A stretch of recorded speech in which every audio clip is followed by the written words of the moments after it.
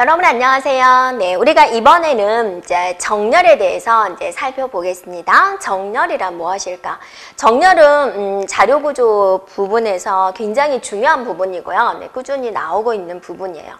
그러니까 하는 방법을 물어보기도 하고 또 문제가 조금 어렵게 나온다면 내부적인 알고리즘에 대해서도 이제 물어보기도 합니다. 그럼 정렬이란 무엇일까 한번 살펴보면은요, 순서대로 나열하는 것이다 라고 우리가 정의를 내릴 수가 있겠죠.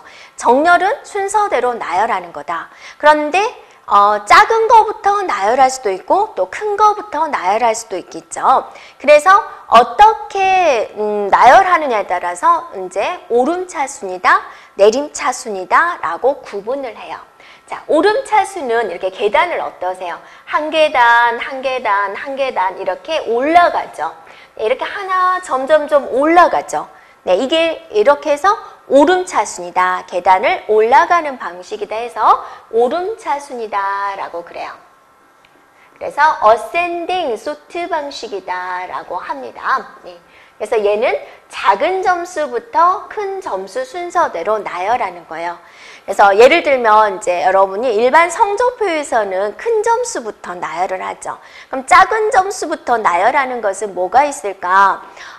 달리기 대회라든지 수영대회라든지 마라톤 대회. 여러분 100m 달리기 몇 초 만에 들어와요? 네. 안 해본 지 오래됐죠.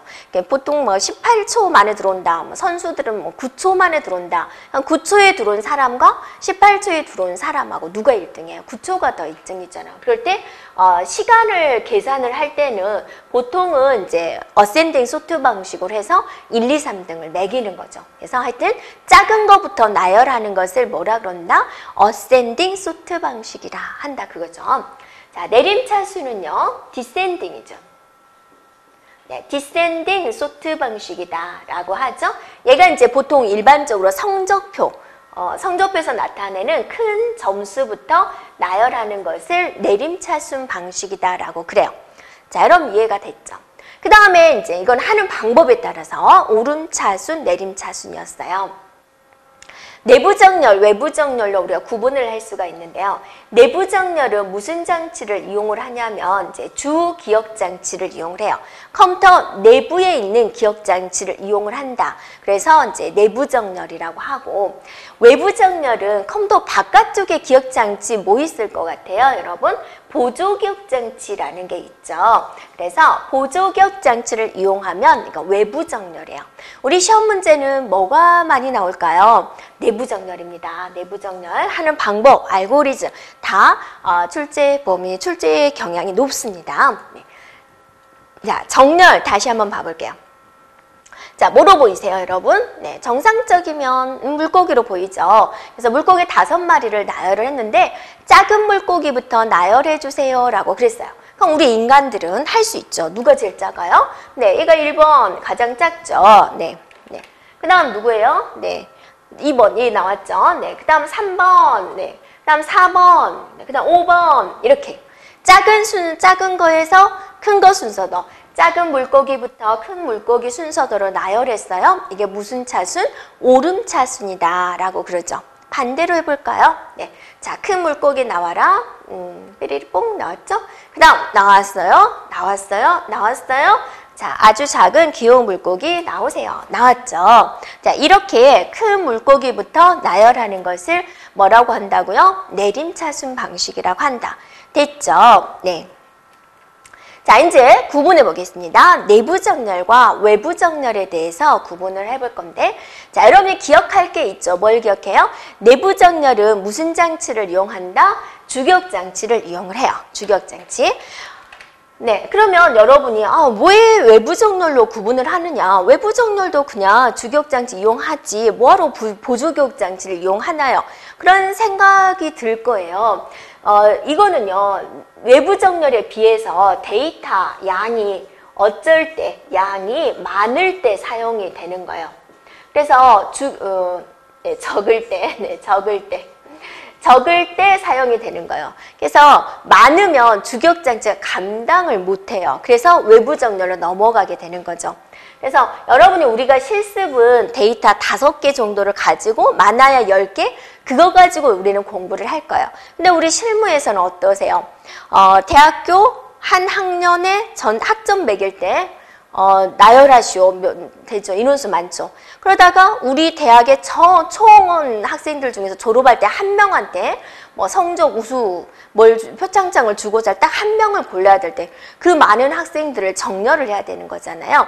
정말로 그럴 때는 많은 데이터잖아요. 네. 그래서 데이터 양이 이제 조금일 때는 주기억 장치를 이용을 하는데요. 그걸 내부 정렬을 하고 데이터 양이 엄청 많을 때는 보조기억 장치를 이용을 해서 정렬을 하게 되는데 그거를 이제 외부 정렬이라고 한다라는 거죠. 자, 시간 복잡도라는 이야기가 이제 나오게 될 건데요. 얼마만큼 시간이 걸리냐 그거요. 우리가 이제 왜 이런 많은 정렬 방식이 있느냐, 빨라야 되잖아요. 그 다음에 데이터가 어떤 식으로 나열되어 있느냐에 따라서 정렬하는 방법의 차이가 있어요. 이 정렬 방법의 차이는 무엇의 차이냐면 어떻게 비교하느냐라는 거예요. 첫 번째와 두 번째를 비교하느냐, 또 첫 번째, 두 번째, 첫 번째, 세 번째, 첫 번째, 네 번째 그런 식으로 비교하는지 첫 번째, 두 번째, 두 번째, 세 번째, 세 번째, 네 번째, 네 번째, 다섯 번째로 비교하는지 하여튼 누구랑 비교하는지 어떤 식으로 비교하는지 그것에 따라서 정렬 방식이 달라져요. 자, 여러분이 수학에서 이런 게 있습니다. fx는 해가지고 x의 구승 더하기 x 더하기 1이 있어요. 자, x가 10입니다. 그랬어요. 그러면 이거는 뭐에 의해서 결정이 돼요? 이것에 의해서 결정이 되죠. 이거는 어때요? 기껏해야 11밖에 아니잖아요. 근데 얘는 10의 구승이면 엄청나잖아요. 우리가 이제 돈의 단위를 따질 때 억의 단위로 막 계산을 할 때 옆에서 저 1,000원만 주세요 라고 해요. 억 단위 하는 데서 그래 너 가져 이렇게 말을 할 수가 있죠. 네. 그죠? 그런데 이제 슈퍼에 가서 캐러멜 하나 1,000원 얼마짜리 먹은 데서 저 1,000원만 주세요. 그럼 그건 전 재산이잖아요. 그렇게 달라지게 되는 거죠. 단위의 개념이. 그래서 이런 수식이 있다 그러면 이게 주 멤버다라고 해서 이런 걸 이제 시간 복잡도다. 그래서 시간을 결정하는 주 요소를 우리가 대표적인 걸 쓰는 겁니다. 삽입정렬, 버블정렬, 선택정렬은 시간 복잡도가 n제곱이 돼요. n은 뭐냐? 데이터의 개수예요. 그래서 데이터 개수가 이 정도 있을 때 어느 정도 시간이 걸리느냐 비교를 해야 되겠죠. 이 정렬 방식과 이 정렬 방식을 서로 비교를 할 때 쓰는 겁니다. 퀵정렬, 힙정렬, 투웨이 머지 소트는 시간 복잡도가 n 로그 2의 n이 되는 거예요. 됐죠? 일단 시간 복잡도 공식이니까 좀 보기 힘들죠. 그러니까 이제 우리는 외워야 되는 거예요. 네. 자, 삽입 버블 선택은 n제곱, 퀵, 힙, 투웨이 머지 서트는 n 로그 2의 n이에요. 그 다음에 정렬 방식 하는 방법은 우리가 하나하나 배우게 될 거예요. 그런데 여기서 우리가 일단 알고 들어가야 되는 게 퀵 정렬이요. 네. 가장 빨라요. 엄청 빨라요. 이런 퀵 서비스 하면 그냥 택배보다 더 빠르죠. 그래서 퀵정렬은 정렬 방식 중에서 여러분이 뭘 기억하다? 가장 빠르다라는 거 기억을 해주면 되고요. 이 시간 복잡도는요. 항상 솔직히 우리가 확률을 따지는 거잖아요. 동전을 딱 던졌을 때 앞면이 나올 확률은 2분의 1이지만 그건 확률이죠. 항상 2분의 1이 나오는 건 아니죠. 데이터의 개수가 주어졌을 때 시간 복잡도는 이렇게 보여지만 항상 이렇게 나오는 건 아니죠. 왜냐하면 데이터 배열이 이미 정렬이 되어 있는 상태가 있을 수 있고 다 정렬되어 있는데 딱 2개만 정렬이 안 되어 있는 경우도 있어요. 데이터가 어떻게 나열했느냐에 따라서 이건 유동적이 되는 거죠. 근데 평균 이렇게 나온다라는 걸 우리가 보는 건데 퀵정렬은 최악일 때 최악일 때는 n제곱이에요. 얘만 틀려요. 다른 건 최악이든 평균이든 다 똑같이 이 값을 갖는데 퀵정렬만 평균 n 로그 2의 n이고 가장 상황이 안 좋을 때는 n제곱을 가져요. 네, 특이하죠. 그래서 기억을 해야 됩니다. 퀵정렬. 자, 그 다음에 힙정렬이 있고요. 투웨이 머지 소트가 있어요. 자, 투웨이 머지 소트는 어떤 거냐면 2개를 비교를 해가지고 하나의 박스에 담아요. 정렬을 해가지고 정렬되지 않은 거. 그래서 데이터들이 이제 이렇게 있으면 2개씩 짝지어요. 그래서 2A 머지소트예요. 그래가지고 그 정렬된 결과를 이런 기억장치에다 담는 거예요. 이렇게. 그 다음에 또 2세트씩 이렇게 하면 어때요? 데이터가 이제 4개가 되죠. 그 4개를 정렬해서 여기다 담는 거예요. 또 이렇게 해가지고 여기다 담는 거예요. 그 다음에 또 이렇게 이제 8개가 되죠. 그걸 정렬해서 하나의 기억장치에 또 담는 거예요. 그러니까 할 때마다 별도의 기억장치가 필요하죠. 그래서 2A 머지소트의 특징은 뭐다? 별도의 기억장치가 필요하군요. 그러면 결론적으로 기억장치의 공간이 이제 제일 많이 필요한 것은 2A 머지소트다라는 특징을 우리가 볼 수가 있다라는 거죠. 네. 자, 여기서 여러분 꼭 기억할 거 넘어가요. 자, 이렇게 특징적인 거 알고 있으면 되겠습니다. 자, 그러면 여기서 여러분이 이제 n값의 변화에 따라서 알고리즘의 시간 복잡도를 이제 알아보자. 여러분이 물론 계산을 하면 그 순서대로 나오게 될 거예요. 일반적인 순서도가.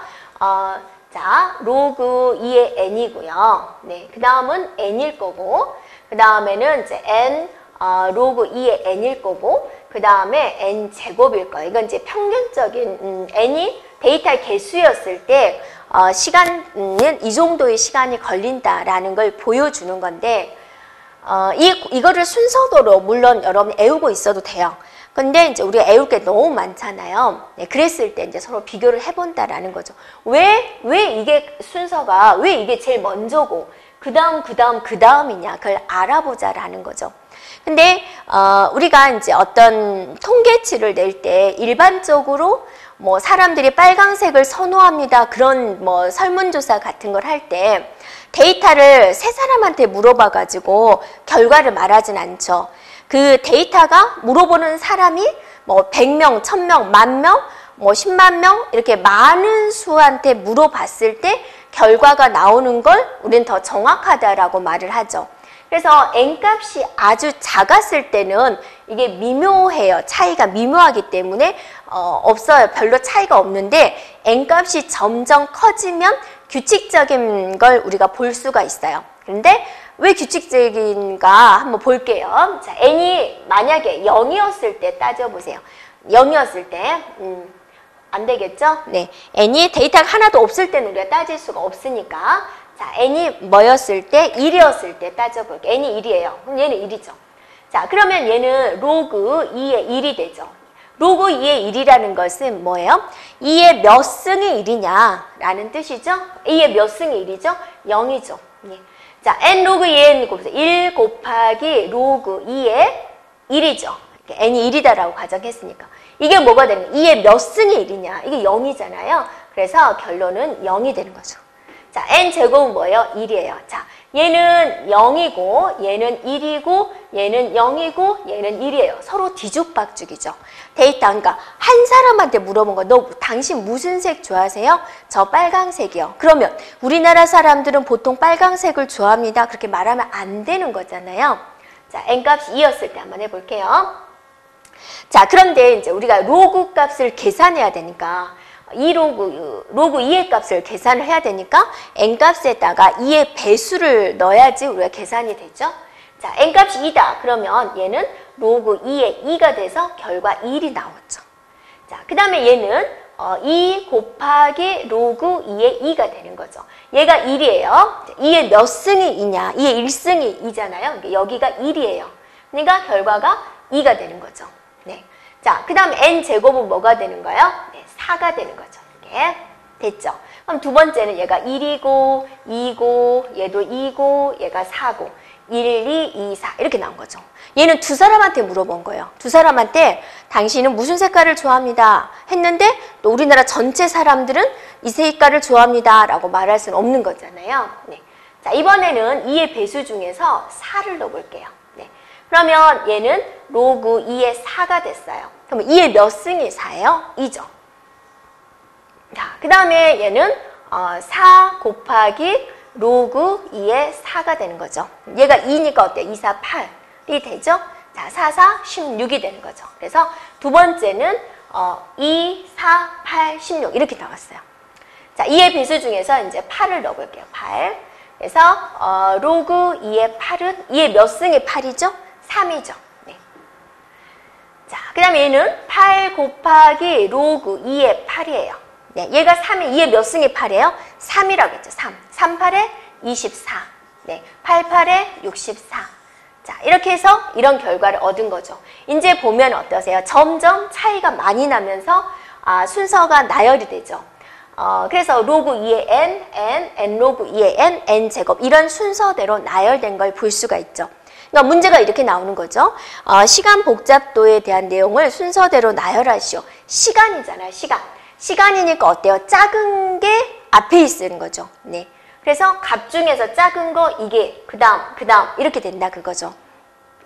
그런데 우리가 이제 모든 걸 다 외울 수가 없잖아요. 시험장에서. 우리 외울 게 너무 많잖아요. 공부하면서. 지금도 이런 머리가 이제 터질 것 같죠. 그래서 일반적으로 n에다가 8을 넣어보면 규칙적인 변화를 가져올 수 있으니까 이 순서가 생각이 안 날 때는 n 대신에 8을 넣어서 비교를 해주면 돼요. 그런데 자, 일반적으로 여러분이 시간 복잡도를 순서대로 나열한 것은 그러면 이 순서대로 나열해주면 되는 거죠. 근데 또 조건이 붙을 수 있어요. 조건이 정렬입니다 라고 조건이 붙을 수 있어요. 정렬이다 라는 조건, 여러분이 앞에서 정렬에서 시간 복잡도는 두 가지가 있었죠. n 제곱하고 n 로그 2의 n 두 개가 있었죠. 그래서 두 개 중에서 더 빠른 건 뭐예요? 이거잖아요, 이거. 네. 정렬이라는 조건이 있으면 둘 중에서 골라줘야 되는 거죠. 이렇게 오름차순입니다. 이거 고르는 거죠. 빠른 거 고르시오. 그러면 이거를 골라주면 되죠. 일반적인 시간 복잡도를 물어보면 n값에다가 8을 넣어가지고 한번 계산을 해서 나열을 해주면 돼요. 물론 여러분이 계산 능력이 뛰어나다 그럼 더 뭐 64를 집어넣어도 되죠. 그런데 일단 우리는 이제 간단하게 빨리빨리 계산해야 되니까 일반적으로 n 대신에 8을 넣어서 계산을 하자라는 겁니다. 자, 이번에는 외부 정렬에 대해서 살펴보도록 하겠습니다. 자, 외부 정렬을 일단 여러분 무슨 장치를 이용했다 그랬어요? 보조기억장치. 컴퓨터 바깥쪽에 있는 기억장치, 보조기억장치를 이용했다. 기억을 해주고요. 자, K-Way 머지 소트. 여러분 아까 2-way 머지 소트가 있었죠. 2-way 머지 소트는 내부 정렬이었어요. 자, K-Way 머지 소트는 이제 K가 2가 아니고 다른 값이다라는 거죠. 그거는 외부 정렬에 속하게 됩니다. 그래서 K-Way 머지 소트, 밸런스 소트. 그래서 외부 정렬은요, 우리가 발음하기도 힘들어요. 폴리페이스, 캐시케이드, 오실레이팅 이런 게 다 외부 정렬이다. 자, 여러분이 일단 외부 정렬 이제 구분할 수 있어야 돼요. 내부 정렬과 외부 정렬을 구분할 수 있어야 되고 보조기억 장치 이용하는 것은 이제 외부 정렬이다라고 이제 기억을 해주면 되겠습니다. 네, 됐나요? 자, 그러면 이제 자, 삽입 정렬부터 우리가 살펴보도록 하겠습니다. 내부 정렬 중에서 이제 삽입 정렬부터 살펴보도록 할게요. 자, 삽입 정렬은 이제 어떻게 하는 방식이냐. 일단은 9, 5, 6, 1, 4를 가지고 한번 해보도록 할게요. 자, 9, 5, 6, 1, 4라는 데이터가 있습니다. 이걸 이제 삽입 정렬 하시죠. 여기서 이제 어떤 식으로 나오냐면 1회전한 결과 데이터 나열 상태가 무엇이냐. 자, 그런 식으로 나오거든요. 자, 1회전 때 삽입 정렬은 어떻게 하는 방식이냐면 자, 두 개를 이렇게 비교를 해요. 그래서 다 오름차순으로 할게요. 네. 작은 걸 앞에다 두는 거죠. 자, 두 번째 단계입니다. 그래서 세 개를 비교해요. 그럼 1회전한 결과 나머지는 그대로 쓰는 거예요. 네. 됐죠? 2회전한 결과는 세 개를 비교해서 순서대로 나열을 합니다. 자, 나머지는 그대로 쓰는 거예요. 이게 위회전한 결과의 데이터 배열. 자, 3회전을 하시오. 그럼 4개를 비교합니다. 4개. 그래서 1, 5, 6, 9. 얘는 그냥 쓰는 거죠. 순서대로. 자, 4회전을 하시오. 그러면 5개를 비교해가지고 순서대로 나열을 하겠다 해주면 되죠. 이렇게. 이런 식으로. 됐나요? 그러면 이제 마지막 정렬이 됐죠. 이게 삽입 정렬이에요. 자, 그런데 여러분이 좀 궁금하죠. 내부적으로 세 개를 어떻게 비교할까? 우리 인간은 그냥 쉽게 나온다 그랬어요. 근데 컴퓨터한테 이 데이터 세 개를 정렬해. 어떤 식으로요? 첫 번째와 두 번째 비교하고 이게 다 일일이 가르쳐줘야 돼요. 그래서 내부적인 걸 한 번 더 보도록 할게요. 자, 95614라는 데이터가 있는데 첫 번째는 얘가 기준이에요. 기준. 네, 기준이 돼서 비교합니다. 이렇게. 그래서 순서를 바꾸는 거죠. 이렇게. 됐죠? 이게 1회전한 결과. 동일하죠? 자, 2회전한 결과는 누가 기준이냐면 세 번째가 기준이에요. 세 번째가. 세 번째가 기준이어서 이렇게 비교합니다. 이렇게. 이렇게. 네. 자리 바꾸나요? 안 바꿔요. 네. 5가 됐어요. 그 다음에는 이렇게 비교하세요. 자리 바꾸나요? 바꿔야죠. 작은 게 앞으로 가야 돼요. 그래서 6이 되고 9가 되죠. 얘는 그냥 이렇게 나오는 거죠. 됐죠? 자, 어차피 결론은 같아요. 자, 3회전을 하시오. 그럼 몇 번째가 기준이 될 것 같아요? 그죠? 네 번째가 기준이 되는 거죠. 그래서 네 번째와 얘를 비교합니다. 이렇게. 그래서 얘가 작은 게 아파야 되니까 얘가 이제 5가 되는 거죠. 이렇게 비교했더니 또 자리를 바꿔야죠. 5가 되고 얘가 6이 되는 거죠. 그 다음에 이렇게 비교하세요. 자, 6이 되고 9가 되죠. 남은 4를 씁니다. 이게 3회전한 결과. 자, 네 번째는 이제 얘가 기준이 되는 거죠. 그래서 이렇게 비교합니다. 안 바꿔도 되죠. 이렇게 비교했더니 서로 자리를 바꿔야 되네요. 자, 이렇게 비교했더니 또 자리를 바꿔야 되네요. 자, 이렇게 비교했더니 또 자리를 바꿔야 되네요. 그래서 1, 4, 5, 6, 9 이렇게 정렬이 됐죠. 네. 그래서 이거는 여러분이 이렇게 보면 결과만 보는 거죠. 이런 데이터를 주어주고 지금부터 삽입 정렬입니다. 2회전한 결과로 맞는 것은 그러면 이제 이렇게 나열된 거 찾으면 되죠. 이거는 이 안에서 이 세 개를 비교해서 정렬을 하는데 이 안에서 어떻게 비교하냐. 이렇게 비교해서 작은 걸 앞으로 보내. 자, 이렇게 비교해서 작은 걸 앞으로 보내. 그걸 컴퓨터한테 다 알고리즘으로 가르쳐줘야 된다라는 거죠. 그래서 어떤 식으로 진행되는지 세부적인 내용까지 우리가 살펴보았습니다. 됐죠? 네. 그래서 삽입정렬은 뭐냐면, 네, 지정된 값을 알맞은 위치에 삽입함으로써 이제 정렬하는 방식이다라는 겁니다. 네, 자료가 작은 경우에 이제 이용한 거다. 내부 정렬의 특징이 되는 거죠. 네, 그다음 시간 복잡도 n제곱이라는 것도 이제 우리가 했고요.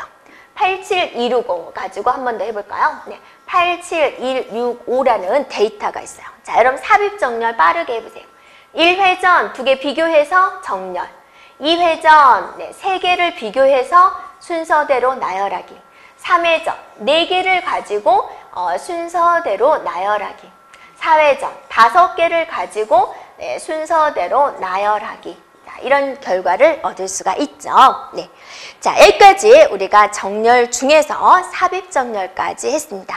우리가 다음 시간에는 무슨 정렬에 대해서 할 것 같아요, 여러분? 네, 선택 정렬에 대해서 하겠습니다. 선택 정렬은 시험에 아주 자주 나오는 부분입니다. 자, 여러분 다음 단원에서 뵙겠습니다. 수고하셨습니다.